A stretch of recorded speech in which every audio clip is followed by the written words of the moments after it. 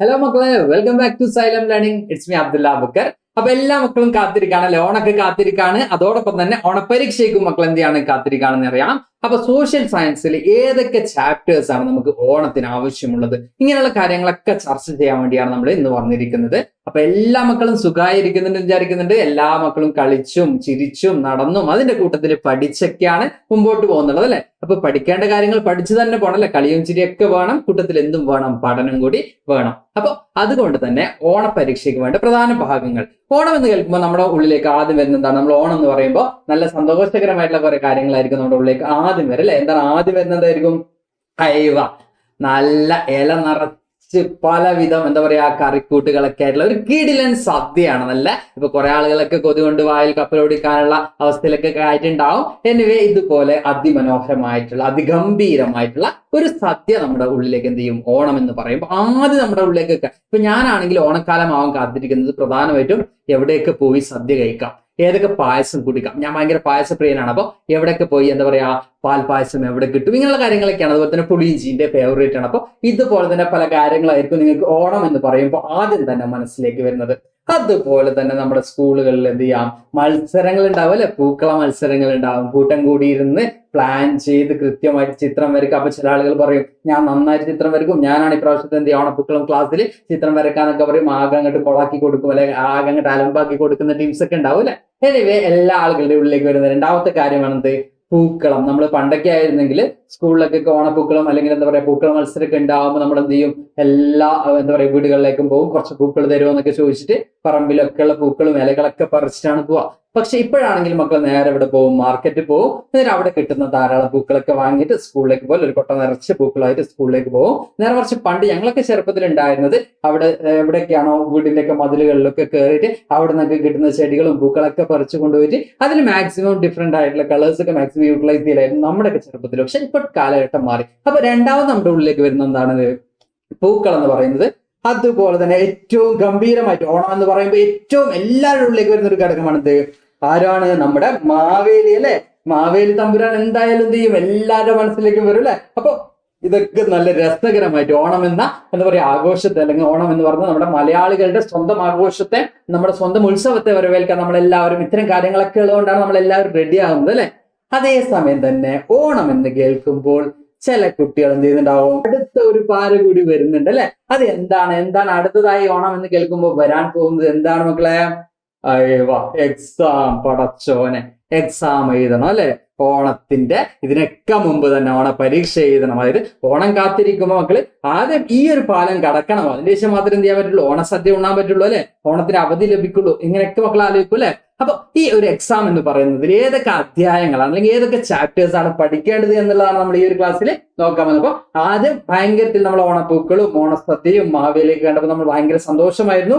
Then exam എന്ന് കേട്ടപ്പോൾ നമ്മൾ ആകെ വേജാറയാകെ സങ്കടപ്പെട്ടു നിൽക്കുകയാണ് അല്ലെ. അപ്പൊ ആ സങ്കടങ്ങൾക്കൊക്കെ ഉള്ള ഒരു സൊല്യൂഷനുമായിട്ടാണ് അബ്ദുല്ല സാർ എന്ന് വന്നിരിക്കുന്നത്. ഏതൊക്കെ അധ്യായങ്ങളാണ് അല്ലെങ്കിൽ ഏതൊക്കെ ചാപ്റ്റേഴ്സ് ആണ് പഠിക്കേണ്ടത് എന്നുള്ളതാണ് നമ്മൾ ഇന്ന് ഈ വീഡിയോയിൽ പറയുന്നത്. അതുപോലെ തന്നെ ഓരോ ചാപ്റ്റേഴ്സിനും ഇമ്പോർട്ടന്റ് ആയിട്ടുള്ള ക്വസ്റ്റ്യൻസ് ഏതൊക്കെയാണ് നമ്മൾ അടുത്ത വീഡിയോയിൽ എന്ത് ചെയ്യും കൃത്യമായിട്ട് ഡിസ്കസ് ചെയ്തിട്ടും. അപ്പൊ ഏതൊക്കെ ചാപ്റ്റേഴ്സ് ആണ് നമുക്ക് നോക്കാം അല്ലെ. അപ്പൊ സോഷ്യൽ സയൻസിൽ ഓണപരീക്ഷയ്ക്ക് പഠിക്കേണ്ട പാഠഭാഗങ്ങൾ ഏതൊക്കെ എന്നുള്ളതാണ് നമ്മൾ 5ാം ക്ലാസ്സിലെ മക്കൾക്ക് കണ്ട 5ാം ക്ലാസ്സിൽ ഏതൊക്കെ പാഠഭാഗങ്ങളാണ് ഓണപരീക്ഷയ്ക്ക് പഠിക്കേണ്ടത് നമുക്ക് നോക്കാം. ഫസ്റ്റ് നമ്മൾ എടുത്തിരുന്നത് ചരിത്രത്തിലേക്ക്, എ റോഡ് ടു ഹിസ്റ്ററി എന്ന് പറയുന്നത് നമ്മുടെ ഒന്നാമത്തെ ചാപ്റ്റർ, ഏറ്റവും സിമ്പിൾ ആയിട്ടുള്ള ഒരു ചാപ്റ്റർ അല്ലെ. അതുപോലെ തന്നെ കല്ലിൽ നിന്ന് ലോഹത്തിലേക്ക് അല്ലെങ്കിൽ from stone to metal, second chapter. Third one നമ്മുടെ കുടുംബം, our family. Then fourth one കരുതലോടെ ചെലവിടാം, സ്പെൻഡ് കെയർഫുള്ളി. ഈ 4 ചാപ്റ്റേഴ്സ് ആണ് നമുക്ക് ആകെ ഈ ഒരു ഓണപരീക്ഷയ്ക്ക് പഠിക്കാനുള്ളത്. അപ്പൊ എന്താ പറയാ മുൻപത്തെ എക്സാമിനൊക്കെ ക്വസ്റ്റ്യൻസ് ഒക്കെ വന്നിട്ടുള്ളതിൽ നിന്നാണ് ഈ 4 ചോദ്യങ്ങൾ അല്ലെങ്കിൽ ഈ 4 ചാപ്റ്റേഴ്സിനെ ഡിപെൻഡ് ചെയ്തിട്ടാണ് ചോദ്യങ്ങൾ നമുക്ക് ഓണപരീക്ഷയ്ക്ക് പൊതുവെ വരാറ്. അപ്പൊ നിങ്ങൾ ചോദിക്കും സാർ എത്ര ചോദ്യങ്ങൾ ഉണ്ടാവും, ഓരോ ചാപ്റ്റേഴ്സിലും എത്ര മാർക്കിന് വെച്ച് ചോദ്യങ്ങൾ ഉണ്ടാവും, ഇങ്ങനെയുള്ള കുറെ കൺഫ്യൂഷൻ ഒക്കെ ഉണ്ടാവും നിങ്ങൾക്ക്. അപ്പൊ ആ കാര്യങ്ങൾ കൂടി എന്ത് ചെയ്യാം നമുക്കിവിടെ ഡിസ്കസ് ചെയ്യാം. ഒറ്റ മിനിറ്റ് മക്കളെ, ആ കാര്യങ്ങൾ കൂടി നമുക്ക് എന്ത് ചെയ്യാം ഇവിടെ ഡിസ്കസ് ചെയ്യാം. അപ്പൊ നമ്മൾ പ്രധാനമായിട്ടും ഈ 4 ചാപ്റ്റേഴ്സ് നമ്മൾ എന്ത് ചെയ്യണം, കൃത്യമായിട്ട് പഠിച്ചു വെക്കണം. അപ്പൊ ഈ 4 ചാപ്റ്റേഴ്സ് നമുക്ക് സിമ്പിൾ ആയിട്ട് പറയുകയാണെങ്കിൽ ഓരോ ചാപ്റ്റേഴ്സിനും നമുക്ക് കാണാൻ പറ്റുന്നത് 10 മാർക്കിന്റെ എന്തായിരിക്കും ചോദ്യങ്ങളായിരിക്കും ഓരോ ചാപ്റ്റേഴ്സിനും വരും. അപ്പൊ നിങ്ങൾ ചോദിക്കുകയാണ് 40 മാർക്കിന്റെ ചോദ്യങ്ങൾ ഉണ്ടാവോ? അതായത് കോമൺ ആയിട്ട് നമുക്ക് കാണാൻ പറ്റുന്നത് എല്ലാ ചാപ്റ്റേഴ്സിനും എത്ര മാർക്കിന്റെ വെച്ചായിരിക്കും ചോദ്യങ്ങൾ വരാം? 10 മാർക്ക് വെച്ചിട്ടുള്ള ചോദ്യങ്ങളായിരിക്കും നമുക്ക് കാണാൻ പറ്റുന്നത്. അപ്പൊ 5 മാർക്കിന്റെ 2 ചോദ്യങ്ങൾ എന്ന രീതിയിലായിരിക്കും ചോദ്യങ്ങൾ ഉണ്ടാവുന്നത്. ചോദ്യ പേപ്പറിൽ ആദ്യം തന്നെ ഒരു 15 മിനിറ്റ് നിങ്ങൾക്ക് എന്തിനുണ്ടാവും? ഫുൾ ഓഫ് ടൈം അല്ലെ? നിങ്ങൾക്ക് എന്ത് ചെയ്യാം? ചോദ്യ പേപ്പർ വായിക്കുകയും അതിന്റെ ഉത്തരങ്ങളൊക്കെ കണ്ടെത്തുകയൊക്കെ ചെയ്യാം. എക്സാം എഴുതുന്ന തുടങ്ങുന്നതിന് മുമ്പ് ഒരു 15 മിനിറ്റും എന്തിനു വേണ്ടി നിങ്ങൾക്ക് ഉണ്ടാവും? ഫുൾ ഓഫ് ടൈം ഉണ്ടാവും. നിങ്ങൾക്ക് വിശ്രമിച്ച് കൃത്യമായിട്ട് ക്വസ്റ്റ്യൻസ് പേപ്പറൊക്കെ കൃത്യമായിട്ട് വായിക്കാനുള്ളതാണ്. അല്ലാതെ അങ്ങോട്ടും ഇങ്ങോട്ടും നോക്കിയിട്ട് ഒന്നാമത്തെ ചോദ്യത്തിന് ഉത്തരം ഇതാണോ, രണ്ടാമത്തെ എന്താണ് കണ്ടുകൊണ്ട് കാങ്ങി കാണിക്കാനുള്ളതല്ല. കൃത്യമായിട്ട് നിങ്ങൾക്ക് ചോദ്യ പേപ്പർ വായിക്കാനുള്ളതാണ്. അപ്പോ ഈ എല്ലാ ചാപ്റ്റേഴ്സും അപ്പൊ നിങ്ങൾക്ക് ടോട്ടൽ 8 ചോദ്യങ്ങൾ ഉണ്ടാവുമോ സാർ എന്നായിരിക്കും മക്കൾ സംശയിക്കുന്നത് അല്ലെ? അപ്പൊ 8 ചോദ്യങ്ങൾക്കൊക്കെ ഞങ്ങൾ ഉത്തരം എഴുതണോ എന്നുള്ളതായിരിക്കും മക്കളുടെ സംശയം.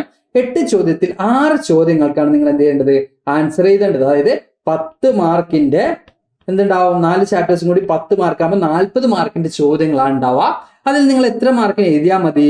30 മാർക്കിന് എന്ത് ചെയ്താൽ മതി? ആൻസർ എഴുതിയാൽ മതി. അപ്പോൾ ഓരോ ചാപ്റ്റേഴ്സിനും എന്തുണ്ടാവും? 10 മാർക്കിന്റെ വെച്ചിട്ട് ചോദ്യങ്ങളാണ് നമുക്ക് കാണാൻ പറ്റുന്നത്. അതായത് 5 മാർക്കിന്റെ 2 ചോദ്യങ്ങൾ വെച്ചായിരിക്കും ഓരോ ചാപ്റ്റേഴ്സിനും ഓരോ അധ്യായത്തിനും നമുക്ക് കാണാൻ പറ്റുന്നത്. അപ്പൊ ഇതാണ് നമ്മുടെ കോമൺ ആയിട്ട് വരുന്ന സ്ട്രക്ചർ എന്ന് പറയുന്നത്. അതിൽ വലിയ വേരിയേഷൻസ് ഒന്നും വരാറില്ല. ഇതുപോലെ തന്നെയാണ് ഓരോ അധ്യായത്തിനും ഓരോ ചാപ്റ്റേഴ്സിനും 10 മാർക്ക് വെച്ചിട്ടാണ് നമുക്ക് ചോദ്യങ്ങൾ ഉണ്ടാവാറ്. മുൻ വർഷത്തെ ചോദ്യ പേപ്പറുകൾ കണ്ടാൽ നിങ്ങൾക്ക് തന്നെ ചെയ്യാൻ പറ്റുന്നത് മനസ്സിലാക്കാനും പറ്റും. അപ്പോ ഇങ്ങനെ വരുന്ന സമയത്ത് ചരിത്രത്തിലേക്ക് എന്ന് പറയുന്ന ചാപ്റ്ററിന് 2 ചോദ്യങ്ങളാണ് വരുന്നതെങ്കിൽ ആ 2 ചോദ്യങ്ങൾക്ക് എന്തും കൂടി ഉണ്ടാവും? ഉപചോദ്യങ്ങൾ കൂടി ഉണ്ടാവും, അല്ലെങ്കിൽ സബ് ക്വസ്റ്റ്യൻസ് കൂടി ഉണ്ടാവും. അതായത് ഒരു ചോദ്യം വന്നു, എന്താ പറയുക, ഇപ്പൊ നമ്മൾ എക്സാമ്പിൾ പറയുകയാണെങ്കിൽ എന്താണ് ചരിത്രാതീത കാലം എന്നൊരു ചോദ്യം വന്നു.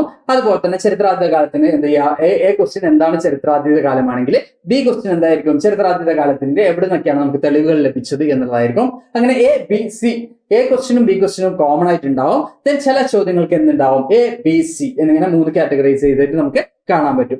എ ബി മാത്രമാണെങ്കിൽ മേ ബി 1 മാർക്കിന്റെയോ 4 മാർക്കിന്റെ ആവോ, അല്ലെങ്കിൽ 2 മാർക്കിന്റെയും 3 മാർക്കിന്റെയും രീതിയിലായിരിക്കും ക്വസ്റ്റ്യൻസ് ഉണ്ടാവുന്നത്. എനിവേ ഈ 4 ചാപ്റ്റേഴ്സ് ആണ് മക്കൾ എന്ത് ചെയ്യേണ്ടത്? പഠിച്ചിരിക്കേണ്ടത്. അപ്പോൾ ഓണപരീക്ഷയ്ക്ക് എല്ലാ മക്കളും തയ്യാറെടുക്കുക. ഈ 4 ചാപ്റ്റേഴ്സും എല്ലാ മക്കളും കൃത്യമായി തന്നെ പഠിച്ചു വെക്കുക. നമ്മുടെ ഓണപരീക്ഷയ്ക്ക് മുമ്പ് തന്നെ, അല്ലെങ്കിൽ വളരെ മുമ്പ് തന്നെ നമ്മൾ എന്ത് ചെയ്യും? ഈ ചാപ്റ്റേഴ്സ് നമ്മുടെ സൈലം നിങ്ങൾക്ക് എന്ത് ചെയ്യും? മുഴുവനായിട്ടും എടുത്തു തരും. അതിൽ നമ്മളിപ്പോ ചരിത്രത്തിലേക്ക് എന്ന ചാപ്റ്ററും അതുപോലെ തന്നെ കല്ലിൽ നിന്ന് ലോഹത്തിലേക്ക് എന്ന ചാപ്റ്ററും നമ്മൾ എടുത്തു കഴിഞ്ഞു. അതുപോലെ തന്നെ നമ്മുടെ കുടുംബം എന്ന ചാപ്റ്റർ നമ്മൾ ഇന്ന് തന്നെ എന്ത് ചെയ്യുന്നുണ്ട്? എടുക്കുന്നുണ്ട്. അപ്പൊ സ്വാഭാവികമായിട്ടും പിന്നെ ഒരു ചാപ്റ്റർ കൂടി ഉള്ളൂ അല്ലെ? അത് നമ്മൾ എന്ത് ചെയ്യും? ഈ മാസം തന്നെ എന്ത് ചെയ്യും? നമ്മളത് കംപ്ലീറ്റ് ചെയ്യും. അപ്പൊ സ്വാഭാവികമായിട്ടും മക്കൾക്ക് എന്ത് ചെയ്യാൻ പറ്റും? ഓണപരീക്ഷയ്ക്ക് മുമ്പ് തന്നെ ഈ 4 ചാപ്റ്ററും സൈലം നിങ്ങൾക്ക് പഠിപ്പിച്ചു തരുന്നുണ്ട്. അപ്പൊ സ്വാഭാവികമായിട്ടും നിങ്ങൾക്ക് എല്ലാ ഭാഗത്തു നിന്നും ക്വസ്റ്റ്യൻസ് വന്നാല് അറ്റൻഡ് ചെയ്യാൻ പറ്റും. അപ്പൊ എല്ലാ മക്കളും കൃത്യമായി തന്നെ ലൈവും കാര്യങ്ങളൊക്കെ അറ്റൻഡ് ചെയ്യാം. ഓക്കെ, അപ്പൊ ഈ 4 ചാപ്റ്റേഴ്സിനാണ് ക്വസ്റ്റ്യൻസ് വരുന്നത്. ക്ലിയർ അല്ലേ? ഈ 4 ചാപ്റ്റേഴ്സിനാണ് ചോദ്യങ്ങൾ വരുന്നത്. 8 ചോദ്യങ്ങളായിരിക്കും ഉണ്ടാവുന്നത്. അതിൽ 6 ചോദ്യങ്ങൾ നിങ്ങൾ നിർബന്ധമായിട്ടും അറ്റൻഡ് ചെയ്യണം. 8 എണ്ണത്തിൽ 6 എണ്ണം മാത്രം നിങ്ങൾ എന്ത് ചെയ്താൽ മതി? അറ്റൻഡ് ചെയ്താൽ മതി. അപ്പൊ ടോട്ടൽ 30 മാർക്കിന്റെ ചോദ്യങ്ങളായിരിക്കും നിങ്ങൾക്ക് ഉണ്ടാവുന്നത്. അപ്പൊ അതിൽ ഏതാണ് നിങ്ങൾക്ക് ഏറ്റവും കംഫർട്ട് ആയിട്ടുള്ളതാണ്, ഏറ്റവും നിങ്ങൾക്ക് സിമ്പിൾ ആയിട്ട് തോന്നുന്ന ചോദ്യങ്ങളാണ് നിങ്ങൾ ക്ലിയർ ആയിട്ട് എന്ത് ചെയ്യേണ്ടത്? അറ്റൻഡ് ചെയ്യേണ്ടത് മക്കളെ. ഓക്കെ, അപ്പൊ ഇത്രയും കാര്യങ്ങളാണ് നമ്മളെ പാഠഭാഗങ്ങൾ ഏതൊക്കെയാണ് എന്നുള്ള കാര്യങ്ങൾ പരിചയപ്പെടുത്താനുള്ളത്. ഇനി നമുക്ക് അടുത്ത വീഡിയോയിൽ എന്ത് ചെയ്യാം? ഏതൊക്കെ ചാപ്റ്റേഴ്സ്, ഏതൊക്കെ ചോദ്യങ്ങൾ വരാം, ഏറ്റവും ഇമ്പോർട്ടന്റ് ആയിട്ടുള്ള ചോദ്യങ്ങൾ ഏതൊക്കെയാണെന്നൊക്കെ നമുക്ക് പരിചയപ്പെടാം. അപ്പൊ നമുക്ക് ഇനിയൊരു വീഡിയോ ആയിട്ട് കാണാം. അതുവരെ എല്ലാവരും എന്ത് ചെയ്യുക? കൂളായിരിക്കുക, നന്നായിരിക്കുക, പഠിച്ചുകൊണ്ടിരിക്കുക. Okay, bye by.